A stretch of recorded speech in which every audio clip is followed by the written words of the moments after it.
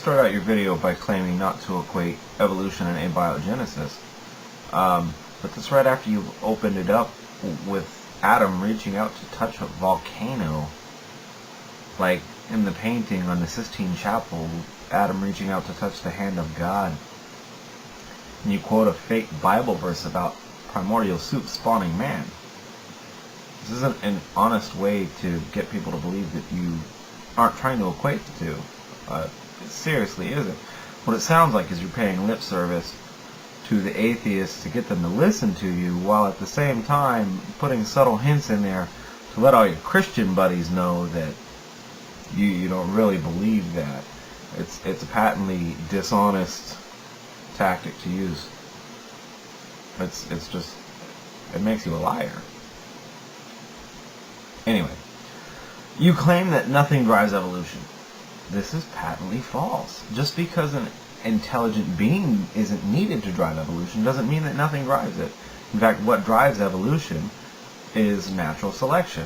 That's a pretty simplistic view, but it's basically what it is. When creatures reproduce with variation in their offspring, and those offspring grow up in an environment that will kill them if they're not able to survive, only the ones that are able to survive make babies. That's the way that it works. You try to say that evolution has a final goal of making man. No. It's very arrogant to think that, because there are millions of species that have evolved on the planet. Why do we not think that the ultimate goal of evolution was to make the best swimmer, which wouldn't be man? Or the best runner, which would also not be man? Or the largest body size, which would also not be man? There are a number of specific characteristics that you could pick in on. Humans do have a combination of a very complex brain that's able to handle a variety of complex problems, and we've got these babies right here.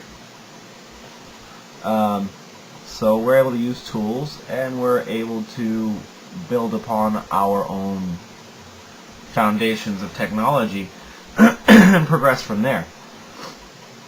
That doesn't make us the ultimate goal of evolution. That just happens to be two evolutionary traits that have come up in us that we've been able to exploit to our advantage. But again, could be the largest body size, in which case elephants would be the ultimate goal of evolution.